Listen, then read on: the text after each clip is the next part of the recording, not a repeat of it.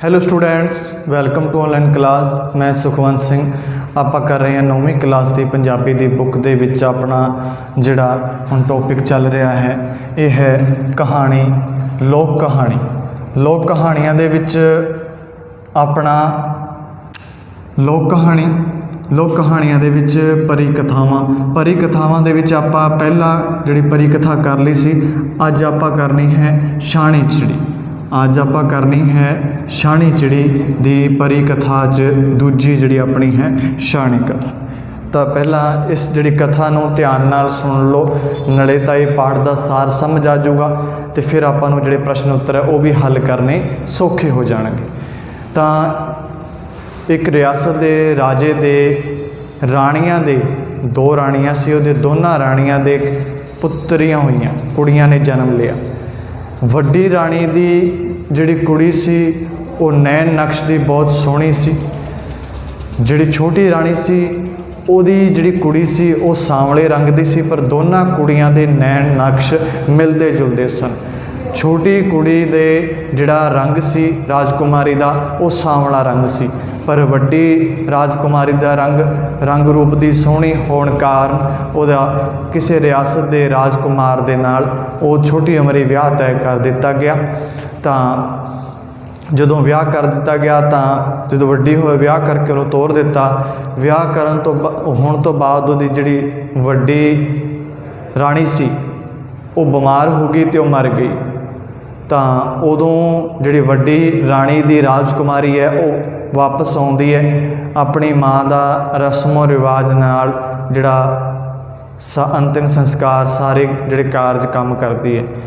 तो बहुत दुखी हुंदी है, दुख नाल बेहाल हुंदी है। तो उहदी जिहड़ी छोटी माँ है, छोटी राणी जिहड़ी उहदी मतरेई माँ है, जिहड़ी उहदी मतरेई माँ है, किहड़ी माँ, जिहड़ी उहदी मतरेई माँ है। मतरेई माँ उसनूं दिलासा दिंदी है जिहड़ी छोटी राणी हुंदी है। एक तां सी वड्डी राणी ते एक है छोटी राणी। वड्डी राणी छोटी राणी दोनों दे एक एक कुड़ी जन्म लैंदी है, कुड़ी का जन्म होंदा दोनों दे। तां एक एक कुड़ी नूं जन्म दिंदियां। ਇਹਦੀ कुड़ी सोहनी हुंदी है तो ਇਹਦੀ कुड़ी सांवले रंग की हुंदी है। जदों वड्डी राणी मर जाती है तां छोटी राणी जिहड़ी वड्डी राणी की कुड़ी की मतरेई माँ हुई तो उस नूं दिलासा दिंदी है, तू घबरा ना, मैं तेरे दुख सुख दे विच आऊँगी, मैं तू फिक्र ना कर, मैं तेरी माँ हाँ, मैं तेरे नाल रहूँगी, मैं हर एक दुख सुख दे विच तेरे कोल आऊँगी। तो इस तरह वो उहदे नाल गल्लां करदी करदी वो राजकुमारी तो जिहड़ी राजकुमारी वड्डी राजकुमारी है, जिहड़ी वड्डी राणी दी राजकुमारी है, उस तो उहदे सोहरे पिंड जिहड़े उहदे सोहरे दे पिंड दे उहदे पति दे बारे गल्लां करदी है। उस दे सारियां गल्लां विचों सारा भेत पा लैंदी है, सारियां गल्लां पुछदी है। तो जिहड़ी वो वड्डी राजकुमारी हुंदी है वो दसदी है कि उहदा पति बहुत सोहना है ते उहदे जिहड़े सोहरे दा जिहड़ा राज भाग है बहुत फैलिया होया है, चारे दिशावां दे विच फैलिया होया है। सब लोग उन्हां दी सिफत करते हैं, सलाह करते हैं, उन्हां नूं वडियाउंदे हैं। जिहड़ी वड्डी राजकुमारी दा सोहरा है उहदा घर कहंदी है मेरा घर स्वर्गां तो भी वधिया है, मैनूं किसी चीज़ की घाट नहीं। जदों ये सारियां गल्लां सुणदी है जिहड़ी मतरेई माँ, उहदे मन दे विच साड़ भावना आ जाती, ईरखा आ जाती है भी इनू सारा कुछ मिल गया, इनू चंगा घर बार मिल गया, मेरी कुड़ी नूं ना तो इहो जिहा घर बार मिलना है, ना इहो जिहा वर मिलना है, तो ना इहो जिहा जिहड़ी ऐशो आराम की जिंदगी मिलनी है। तो वो सोचती है भी किवें ना किवें करके मैं अपनी कुड़ी नूं इहदी थां भेज दियां। मतलब वो दोनों कुड़ियां दा जिहड़े नैन नक्श इक्को जिहे सी, सिर्फ रंग का ही फर्क सी, सिर्फ रंग का ही फर्क सी। वड्डी राजकुमारी रंग की सोहनी सी ते जिहड़ी छोटी राजकुमारी सी वो सांवले रंग की सी, वो सांवले रंग की सीगी। तां जिहड़ी ਮਤਰੇਈ ਮਾਂ ਹੈ, ਜਿਹੜੀ ਮਤਰੇਈ ਮਾਂ ਹੈ, ਛੋਟੀ ਰਾਣੀ ਹੈ, ਜਿਸ ਨੂੰ ਆਪਾਂ ਕੀ ਕਿਹਾ ਹੈ, ਮਤਰੇਈ ਮਾਂ। ਜਿਹੜੀ ਛੋਟੀ ਰਾਣੀ ਹੈ, ਮਤਰੇਈ ਮਾਂ ਹੈ, ਇਹ ਜਿਹੜੀ ਫੱਕੇ ਕੁੱਟਣੀ ਉੱਥੇ ਜਿਹੜੀ ਮਤਲਬ ਮਹਿਲ ਦੇ ਵਿੱਚ ਕੰਮ ਕਰਨ ਵਾਲੀ ਸੀ, ਉਹਦੇ ਨਾਲ ਰਲ ਕੇ ਉਸ ਨੂੰ ਕਹਿੰਦੀ ਹੈ ਵੀ ਕੋਈ ਇਸ ਤਰ੍ਹਾਂ ਦੀ ਮੈਨੂੰ ਚੀਜ਼ ਲਿਆ ਕੇ ਦੇ ਜਿਸ ਨਾਲ ਇਹ ਜਿਹੜੀ ਵੱਡੀ ਰਾਣੀ ਦੀ ਕੁੜੀ ਹੈ ਉਹ ਉਸ ਦੀ ਥਾਂ 'ਤੇ ਮੈਂ ਆਪਣੀ ਕੁੜੀ ਨੂੰ ਭੇਜ ਦੇਵਾਂ ਅਤੇ ਇਹਨੂੰ ਪਾਸੇ ਕਰ ਦੇਵਾਂ, ਵੀ ਇਹਨੂੰ ਮੈਂ ਮੇਰੇ ਰਾਹ 'ਚੋਂ ਹਟਾ ਦਿਆਂ। ਤਾਂ ਜਿਹੜੀ ਉਹ ਫੱਕੇ ਕੁੱਟਣੀ ਹੈ ਉਹ ਇੱਕ ਜਾਦੂਗਰਨੀ ਤੋਂ ਇੱਕ ਜਿਹੜੀ ਕਿੱਲ ਲਿਆ ਕੇ ਦਿੰਦੀ ਹੈ, ਮੇਖ ਲਿਆ ਕੇ ਦਿੰਦੀ ਹੈ, ਇੱਕ ਕਿੱਲ ਲਿਆ ਕੇ ਦਿੰਦੀ ਹੈ, ਇੱਕ ਮੇਖ ਲਿਆ ਕੇ ਦਿੰਦੀ ਹੈ। ਉਹ ਕਹਿੰਦੀ ਹੈ ਕਿ ਇਸ ਕਿੱਲ ਨੂੰ ਤੂੰ ਜਿਹੜੀ ਵੱਡੀ ਰਾਜਕੁਮਾਰੀ ਹੈ ਉਹਦੇ ਸਿਰ ਦੇ ਵਿੱਚ ਜੇ ਤੂੰ ਚੁਬੋ ਦੇਂ ਤਾਂ ਉਹ ਉਸੇ ਟਾਈਮ ਚਿੜੀ ਬਣ ਜਾਊਗੀ, ਉਹਦਾ ਰੂਪ ਬਦਲ ਜਾਊਗਾ। ਤਾਂ ਜਦੋਂ ਵੱਡੀ ਰਾਜਕੁਮਾਰੀ ਨੇ ਆਪਣੇ ਸਹੁਰੇ ਪਿੰਡ ਜਾਣ ਵਾਸਤੇ ਉਹ ਤਿਆਰ ਹੁੰਦੀ ਹੈ ਤਾਂ ਛੋਟੀ ਰਾਣੀ ਜਿਹੜੀ ਮਤਰੇਈ ਮਾਂ ਹੈ,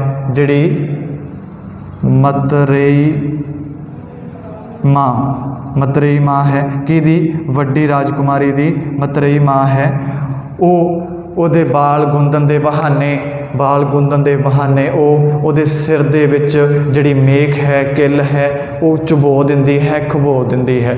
ਉਹ ਕਿੱਲ ਖਵਾਉਣ ਸਾਰ ਹੀ ਜਿਹੜਾ ਰੂਪ ਵਟਾ ਕੇ ਇੱਕ ਚਿੜੀ ਦਾ ਰੂਪ ਧਾਰ ਲੈਂਦੀ ਹੈ, ਜਿਹੜੀ ਰਾਜਕੁਮਾਰੀ ਹੁੰਦੀ ਹੈ। ਉਸ ਤੋਂ ਬਾਅਦ ਉਹ ਸ਼ਾਹੀ ਡੋਲੇ ਦੇ ਵਿੱਚ ਜਿਹੜੀ ਮਤਰੇਈ ਮਾਂ ਹੈ ਉਹ ਆਪਣੀ ਧੀ ਨੂੰ, ਜਿਹੜੀ ਜਿਸ ਕੁੜੀ ਦਾ ਰੰਗ ਸਾਂਵਲਾ ਹੈ, ਉਹਨੂੰ ਉਸ ਆਪਣੇ ਸਵਾਰੀ ਦੇ ਵਿੱਚ ਬਿਠਾ ਕੇ ਉਹਦੇ ਸਹੁਰੇ ਪਿੰਡ ਭੇਜ ਦਿੰਦੀ ਹੈ। ਜਦੋਂ ਰਾਜਕੁਮਾਰ ਦੇਖਦਾ ਹੈ, ਉਹ ਰੰਗ ਰੂਪ ਦੇਖ ਕੇ ਹੈਰਾਨ ਹੋ ਜਾਂਦਾ ਹੈ ਵੀ ਇਹ ਕੀ ਹੋਇਆ। ਤਾਂ ਉਹ ਦੱਸਦੀ ਹੈ ਕਿ ਮੈਂ ਆਪਣੀ ਮਾਂ ਦੀ ਮੌਤ ਵਿੱਚ ਇੰਨੀ ਰੋਈ ਕਿ ਮੇਰਾ ਰੰਗ ਕੋਲੇ ਵਰਗਾ ਹੋ ਗਿਆ, ਮੇਰਾ ਰੰਗ ਕਾਲਾ ਹੋ ਗਿਆ। ਤਾਂ ਉਹ ਰਾਜਕੁਮਾਰ ਉਹਦੀ ਗੱਲ ਸੁਣ ਕੇ ਚੁੱਪ ਹੋ ਜਾਂਦਾ ਹੈ। ਕੁਝ ਦਿਨਾਂ ਲੰਘਦੇ ਹੈ। ਕੁਝ ਦਿਨਾਂ ਬਾਅਦ ਇੱਕ ਚਿੜੀ ਆਉਂਦੀ ਹੈ। ਉਹ ਚਿੜੀ ਉਹਨਾਂ ਦੇ ਜਿਹੜੇ ਉਸੇ ਰਾਜਕੁਮਾਰ ਦੇ ਬਾਗ ਵਿੱਚ ਆ ਕੇ ਬਹਿ ਜਾਂਦੀ ਹੈ। ਜਦੋਂ ਮਤਰੇਈ ਮਾਂ ਨੇ ਉਹਨੂੰ ਚਿੜੀ ਬਣਾਇਆ ਸੀ, ਚਿੜੀ ਉਹਦੇ ਮੇਖ ਬੋ ਕੇ ਚਿੜੀ ਬਣ ਗਈ, ਤੁਹਾਨੂੰ ਡਲਾ ਮਾਰ ਕੇ ਉਡਾਤਾ। ਉੜਦੀ ਉਸ ਰਾਜਕੁਮਾਰ ਦੇ ਬਾਗਾਂ ਦੇ ਵਿੱਚ ਪਹੁੰਚ ਜਾਂਦੀ ਹੈ। ਉੱਥੇ ਇੱਕ ਮਾਲੀ ਕੰਮ ਕਰਦਾ ਹੁੰਦਾ ਹੈ। ਮਾਲੀ ਉਸ ਨੂੰ ਉਡਾਉਣ ਵਾਸਤੇ ਉਡਾਉਂਦਾ ਹੈ।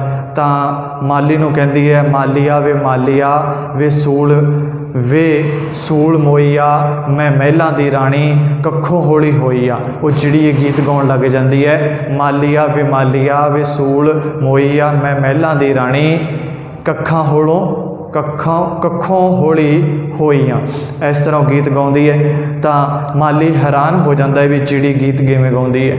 ਤਾਂ ਫਿਰ ਚਿੜੀ ਕੁਝ ਸਮੇਂ ਬਾਅਦ ਰੋਣ ਲੱਗ ਜਾਂਦੀ ਹੈ।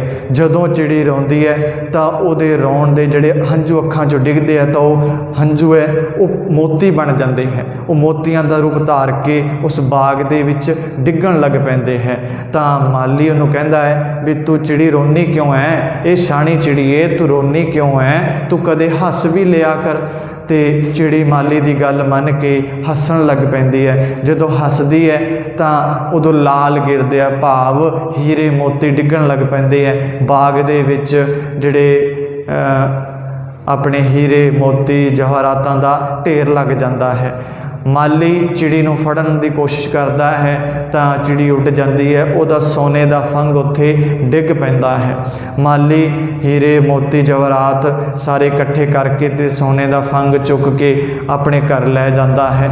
ਇਹ ਸਾਰਾ ਕੁਝ ਦੇਖ ਕੇ ਮਾਲਣ ਹੈਰਾਨ ਹੋ ਜਾਂਦੀ ਹੈ ਅਤੇ ਮਾਲਣ ਨੂੰ ਕਹਿੰਦਾ ਹੈ, ਭਾਵ ਆਪਣੀ ਘਰ ਵਾਲੇ ਨੂੰ ਕਹਿੰਦਾ ਹੈ ਕਿ ਆਪਾਂ ਇਹ ਸਾਰਾ ਜਿਹੜਾ ਵੇਚ ਕੇ ਆਪਾਂ ਅਮੀਰ ਹੋ ਜਾਵਾਂਗੇ, ਆਪਣੇ ਕੋਲੇ ਪੈਸੇ ਆ ਜਾਣਗੇ, ਆਪਾਂ ਧਨੀ ਹੋ ਜਾਵਾਂਗੇ।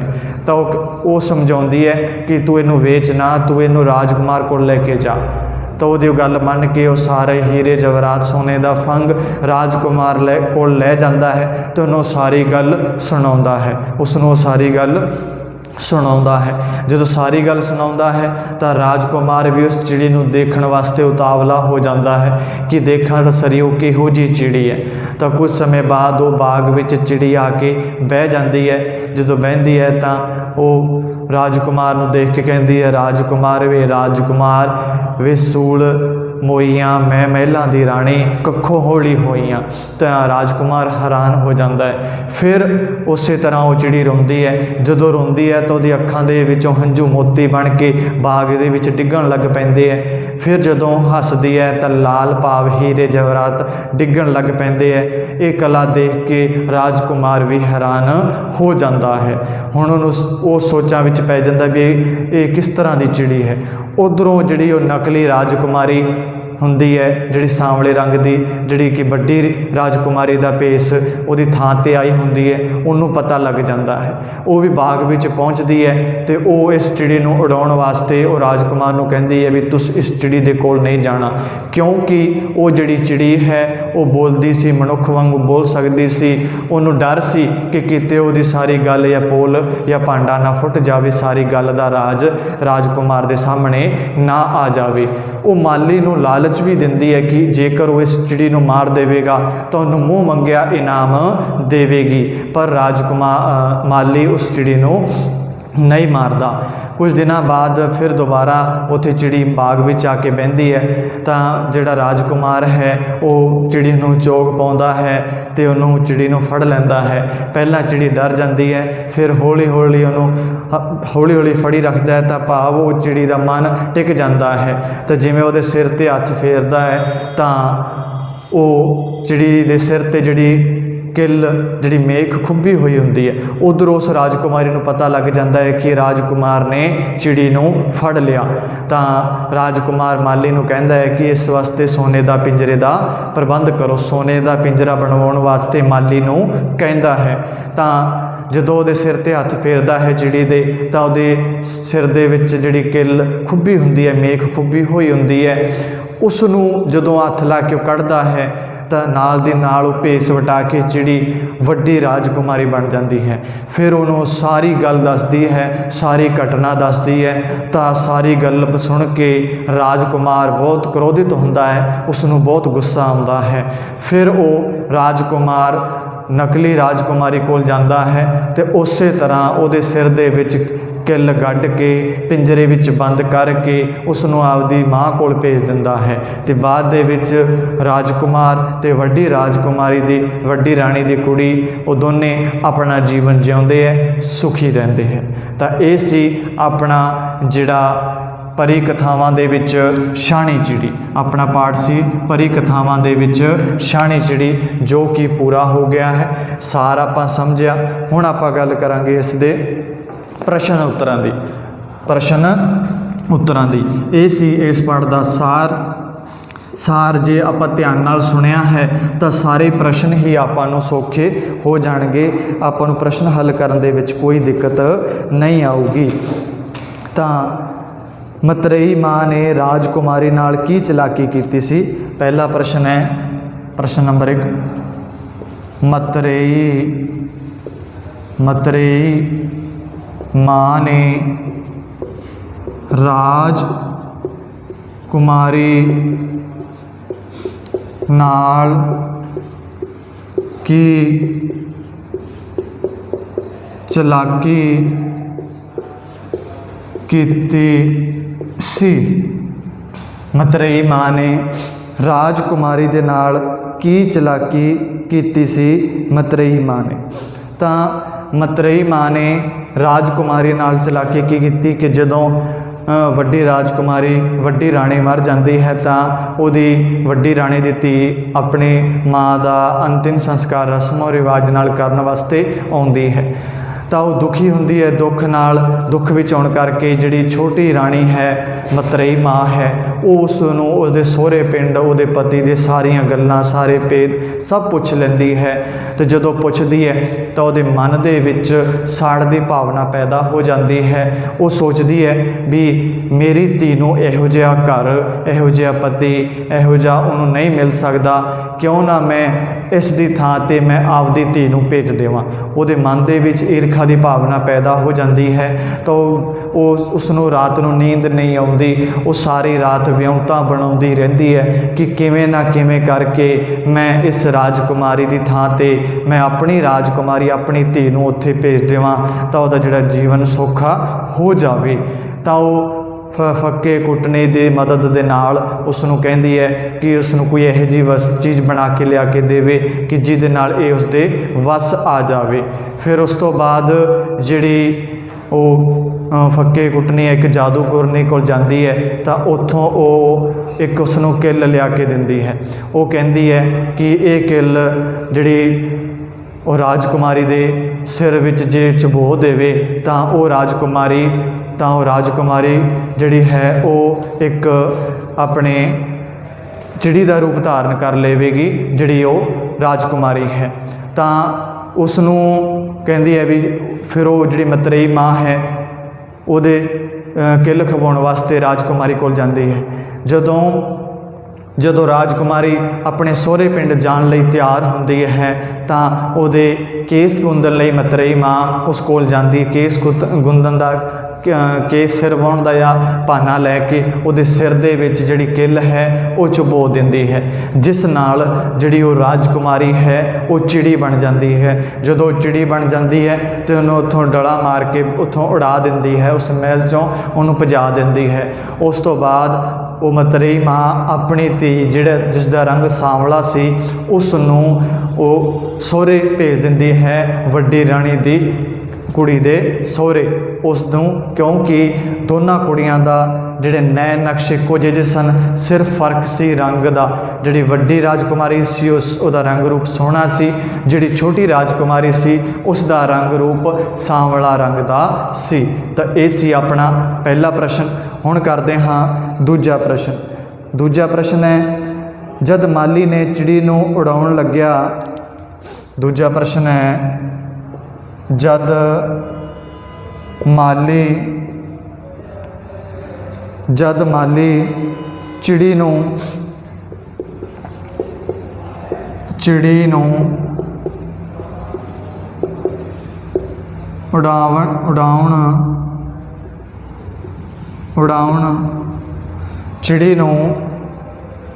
ਉਡਾਉਣ ਲੱਗਿਆ ਤਾਂ ਉਸਨੇ ਕਿਹੜਾ ਗੀਤ ਗਾਇਆ?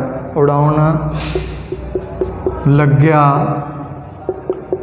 ਤਾਂ ਉਸਨੇ ਕਿਹੜਾ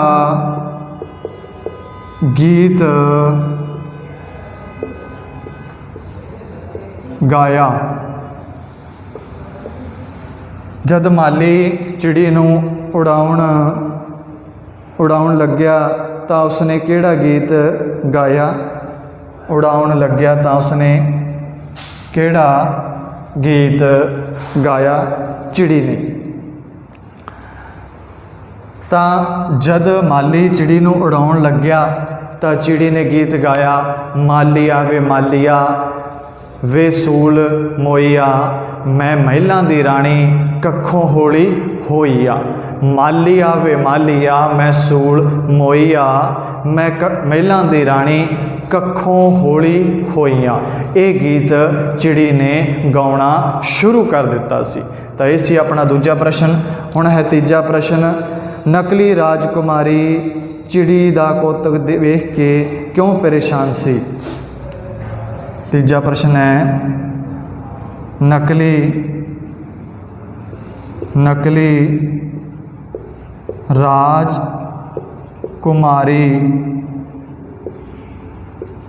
ਰਾਜਕੁਮਾਰੀ ਚਿੜੀ ਦਾ ਕੌਤਕ ਵੇਖ ਕੇ ਚਿੜੀ ਦਾ ਕੌਤਕ ਵੇਖ ਕੇ ਕਿਉਂ ਹੈਰਾਨ ਸੀ? ਨਕਲੀ ਰਾਜਕੁਮਾਰੀ ਚਿੜੀ ਦਾ ਕੌਤਕ ਵੇਖ ਕੇ ਕਿਉਂ ਪਰੇਸ਼ਾਨ ਸੀ?